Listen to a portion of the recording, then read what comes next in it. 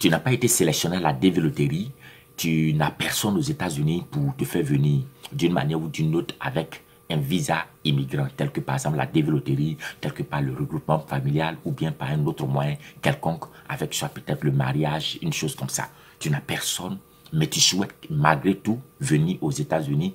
Aujourd'hui, je m'en vais pour parler du visa non immigrant. Le visa non immigrant, c'est normalement les visas qui sont accordés à ces personnes qui ne viennent pas avec les documents américains, qui viennent juste peut-être pour une visite, qui viennent juste pour du tourisme, qui viennent juste pour du business et qui retournent chez eux dans leur pays. Voici un peu cette catégorie de visas que nous allons donc toucher. Pourquoi? Parce que beaucoup de personnes, après n'avoir pas été sélectionnées à la DV Loterie, posent la question de savoir, frère Joël, est-ce qu'il y a une autre procédure par laquelle je peux donc passer pour aller aux États-Unis? Je m'en vais dire comme ça que oui, il y a plusieurs procédures. Aujourd'hui, je m'en vais pour toucher le cas du visa visiteur. Je suis sûr et certain que beaucoup de personnes vont toujours échouer dans leur visa visiteur parce que plusieurs d'entre ces personnes ne regarderont pas jusqu'à la fin de la vidéo pour avoir tous les rudiments nécessaires pour pouvoir se lancer dans cette aventure. Je suis sûr que cette vidéo va permettre à plusieurs qui vont appliquer, qui vont essayer de s'adapter à cette vidéo, à tous les éléments qui sont dedans, de pouvoir obtenir leur visa visiteur. Que Dieu nous bénisse.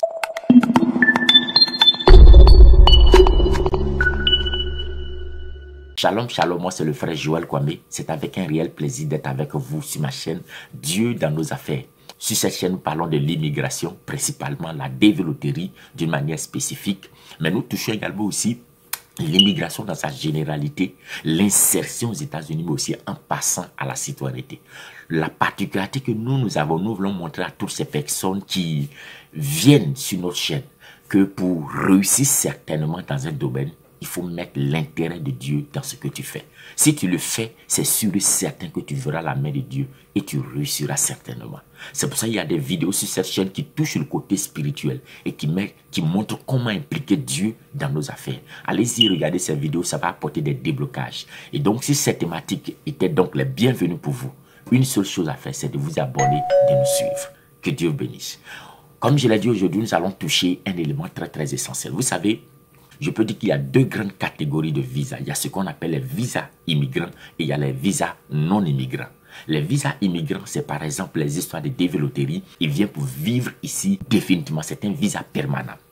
Donc, quelqu'un par exemple qui s'est marié avec une dame ou avec un monsieur qui a les papiers américains, cette personne viendra en tant qu'immigrant.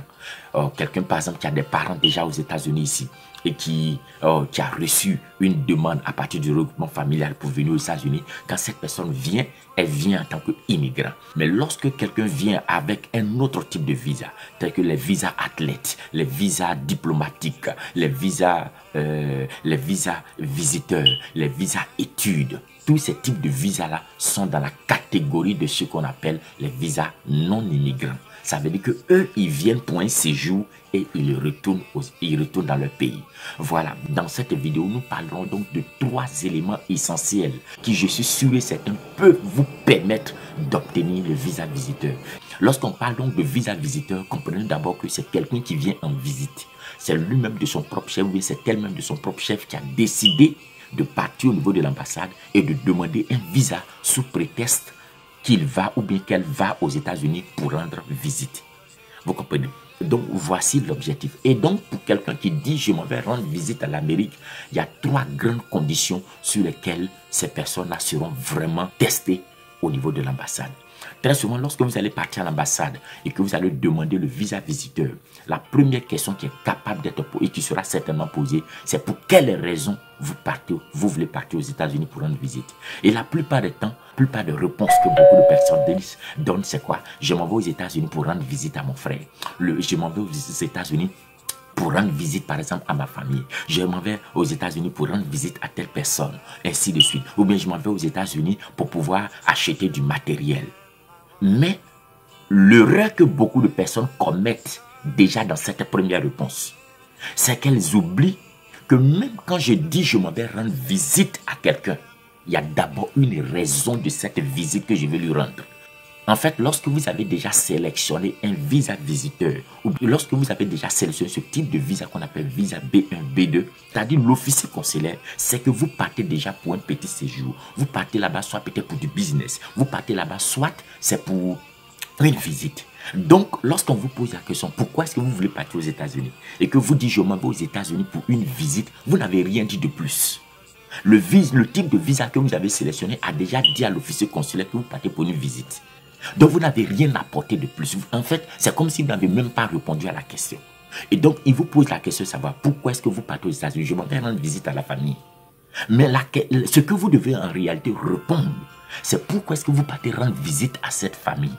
Donc, soit je vais rendre visite à ma famille, parce qu'il y a aujourd'hui une cérémonie, par exemple, de graduation, où tel frère qui est là-bas va obtenir donc son diplôme. Et comme je suis l'aîné de la famille et que tout le monde ne peut pas se déplacer, alors j'ai été délégué par le reste de la famille pour aller assister à cette cérémonie, pour aller encourager et féliciter ce frère. Vous voyez, voici la raison pour laquelle je vais rendre visite à mon frère. On demande à l'autre, pourquoi c'est madame, pourquoi si vous partez rendre visite à votre fille qui est là-bas? Oh, je m'en vais rendre visite à ma fille là-bas parce qu'elle est enceinte. Elle va accoucher par exemple dans 2 mois. Et donc, comme c'est son premier enfant, elle m'a invité dans le but de venir l'assister dans les premiers pas de l'enfantement, puisqu'elle n'a aucune expérience dans le maniement d'un enfant, d'un nouveau-né. Alors, comme moi, je suis sa maman et que déjà, j'ai déjà eu plusieurs enfants, alors je m'en vais là-bas, je m'en vais lui rendre visite dans le but de l'assister. Vous comprenez, vous voyez un peu la différence. C'est différent de lorsque quelqu'un se présente, on lui pose la question, pourquoi tu vas aux États-Unis? Je m'en vais rendre visite à mon frère, ou bien je m'en vais rendre visite à ma soeur. En fait, pour quelle raison tu vas rendre visite à ton ami? Regardez, lorsque quelqu'un vient vous rendre visite à la maison, malgré qu'il est venu vous rendre visite, vous lui demandez quelles sont ses nouvelles. Ah non, c'était un bonjour, je venais peut-être pour voir un peu, j'avais appris que tu ne te portais pas bien, donc nous venons te rendre visite. Vous voyez un peu, même une visite familiale, même une visite à même une visite quelconque a toujours une raison valable. Donc ça, c'est un élément très essentiel. Vous devez forcément travailler sur la raison majeure, la raison principale pour laquelle vous voulez partir aux États-Unis. Des gens disent par exemple, je m'en vais aux États-Unis dans le cadre d'un business, soit peut-être pour acheter du matériel. Oui, ça c'est peut-être ça c'est la mission principale de ce voyage. Mais pourquoi c'est toi? Pourquoi c'est toi qui veux partir aux États-Unis pour acheter le matériel et pourquoi c'est pas et pourquoi ce n'est pas X ou bien ce n'est pas Y qui part aux États-Unis, mais c'est toi. Lui, je pars aux États-Unis pour acheter du matériel informatique parce que j'ai créé mon business ou bien j'ai créé ma petite entreprise informatique où je fais par exemple la manutention, la vente par exemple du matériel informatique. Donc, dans cette petite société-là, d'abord, puisque c'est moi-même le propriétaire, je suis le seul qui suis capable de pouvoir donc aller voir quel type de matériel est nécessaire pour ma clientèle, premièrement. Mais deuxièmement, c'est moi encore qui peux encore garantir le transfert rapide de tout le matériel que je vais acheter depuis les États-Unis pour mon pays. C'est pour ça que moi-même, je me déplace dans le but d'aller faire ces achats. Vous voyez, ce que je vais dire, c'est que la raison, elle est précise. Vous savez, vous partez aux États-Unis pour acheter du matériel. Ça, c'est la mission. Ça, ce n'est pas forcément la raison. Ça, ce n'est pas forcément la raison parce que le visa que vous avez sélectionné fait déjà partie, mentionne déjà que vous partez pour quelque chose, pour un petit séjour et vous retournez. Mais pourquoi c'est vous?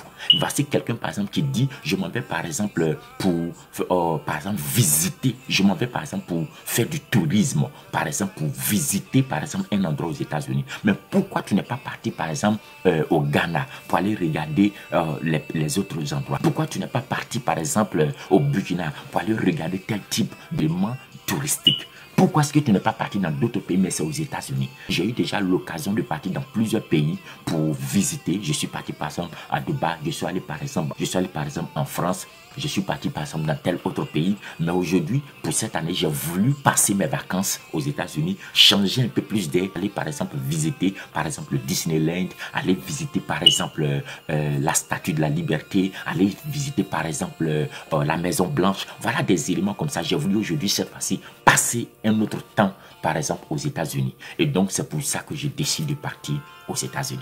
Vous voyez, donc je m'avais dit comme ça que le premier élément sur lequel le visa visiteur sera véritablement bloqué, c'est la raison pour laquelle vous voulez partir aux États-Unis.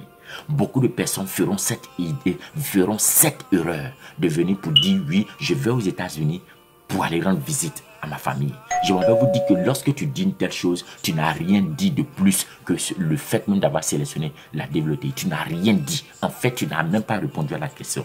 Tu devras dire plutôt, je vais aux États-Unis pour rendre visite à mon frère parce qu'il a sa graduation à passer. Et donc, dans la famille, puisque je suis l'aîné et que tout le monde ne peut pas se déplacer, j'ai été délégué par la famille pour aller lui rendre visite. Ou bien je vais aux États-Unis pour aller suivre une conférence. Et comme je suis le sous-directeur, le directeur ne voulant pas donc se déplacer, a jugé bon que ce soit moi qui aille représenter l'entreprise ou ça aux États-Unis dans le but d'assister à cette formation. Et aussi cela va encore contribuer au succès, donc à l'avancement de cette entreprise-là.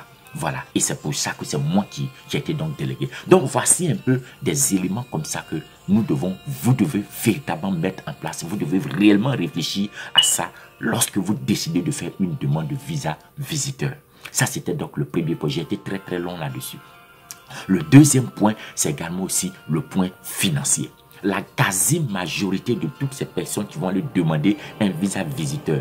Je ne parle pas des personnes, par exemple, âgées qui, par la grâce de Dieu, soit peut-être leurs enfants, d'une manière ou d'une autre, leur demandent de venir peut-être passer un séjour pour une question de santé, les choses comme ça, ou bien pour venir passer un petit moment et autres. Ça, je ne parle pas de ces personnes âgées, souvent qui s'en vont sous l'invitation de l'un de leurs enfants pour pouvoir peut-être passer du temps. La plupart de ces personnes, souvent, on ne leur demande même pas qu'est-ce qu'ils ont dans leur compte pour pouvoir peut-être couvrir leur séjour. Voilà, mais malgré cela, celui qui les a invités va forcément présenter beaucoup d'éléments à ce niveau. Mais je m'en vais dire que l'autre partie des non-immigrants, des personnes qui vont demander ce type de visa, il leur sera demandé le point financier. Qu'est-ce qui vous permet de pouvoir vous assurer que vous allez couvrir votre voyage aux États-Unis? Et ça, c'est le point financier. La quasi-majorité des personnes ne savent pas que l'officier consulaire, lorsque vous présentez à l'officier consulaire, ils se diront toujours que si vous partez aux États-Unis, qu'il y a un imprévu, soit peut-être celui chez qui vous devez être n'est pas, ou bien il y a une situation quelconque, la personne est tombée malade et donc est à l'hôpital, séjourne à l'hôpital, alors que vous venez d'arriver, il n'y a personne pour prendre soin de vous. Comment vous-même, vous serez à mesure de prendre soin de vous? Comment est-ce que vous-même, vous serez à mesure de pouvoir au moins vous couvrir financièrement pendant ce séjour? Donc voilà un deuxième élément majeur. C'est pour ça qu'il est important que lorsque tu veux partir, que tu prépares sur 6 mois au moins ton voyage, que tu prépares au moins sur 6 mois cet entretien, en préparant déjà tes bulletins de salaire et également aussi tes relevés bancaires pour garder de l'argent de façon consistante là-dessus. Si par exemple vous partez à l'hôpital, si vous partez par exemple aux États-Unis, que vous tombez malade, comment est-ce que vous allez vous soigner alors que vraiment le coût de la santé est très élevé? Concernant donc le point financier doit venir pour répondre, pour dire qu'au cas où j'arrive et qu'il y a un imprévu, voici l'argent de façon consistante que j'ai déjà prévu pour pouvoir couvrir tout mon séjour. Mais si ce n'est pas le cas, alors tu as l'occasion de pouvoir donc te préparer par rapport à cela. Et le dernier point que l'officier consulaire va toujours chercher à pouvoir vérifier avant de vous donner le visa visiteur, c'est plutôt qu'est-ce qui prouve que si on vous donne le visa, vous allez partir et vous allez revenir. Et ça, cette question, elle est essentielle. Donc, dès le moment où tu ne donnes pas les garanties de ton retour dans ton pays, alors sache qu'ils ne te donneront pas le visa. Pourquoi? Parce que tu ne leur as pas montré réellement que vous allez partir pour revenir. Les officiers consulaires donnent plus le visa lorsque des personnes ont des liens de famille très solides au pays, dans leur pays. Par exemple, c'est quelqu'un par exemple qui est marié, qui a des enfants déjà, peut-être qui sont souvent de bas âge au pays. Premièrement. Deuxièmement, ces personnes soit peut-être ont une entreprise ou bien ont un business, une affaire qui fleurit, qui donne de l'argent et les preuves sont là avec les bulletins, avec les relevés bancaires où chaque mois on se rend compte qu'il y a des versements réguliers de ce business-là de façon régulière dans le compte bancaire de cette personne. Donc voilà un peu comment est-ce que les officiers consulaires arrivent quelque part à réfléchir. Ils se disent qu'est-ce qui peut nous donner la garantie que si vous partez aux États-Unis, vous allez revenir dans votre pays. Donc, je m'avais dit comme ça que voici 3 points essentiels que j'aimerais véritablement attirer l'attention de plusieurs personnes lorsqu'il s'agit de pouvoir faire la demande d'un visa visiteur. Donc, si vous travaillez sur ces 3 points, vraiment, je m'avais vous dit qu'à 90%, vous êtes capable d'avoir donc le visa. Mais à la fin, je m'avais dit que pour toutes ces personnes qui souhaiteraient d'une manière ou d'une autre, tu sais que tu peux remplir ces 3 conditions, alors tu peux donc rentrer en contact avec nous. Nous allons vous aider véritablement à monter un dossier fort et puis c'est sûr et certain que vous allez avoir le visa. Que Dieu bénisse. Par-dessus tout, nous sommes joignables sur le www.dieudansnosaffaires.com. Que Dieu nous bénisse. À la prochaine.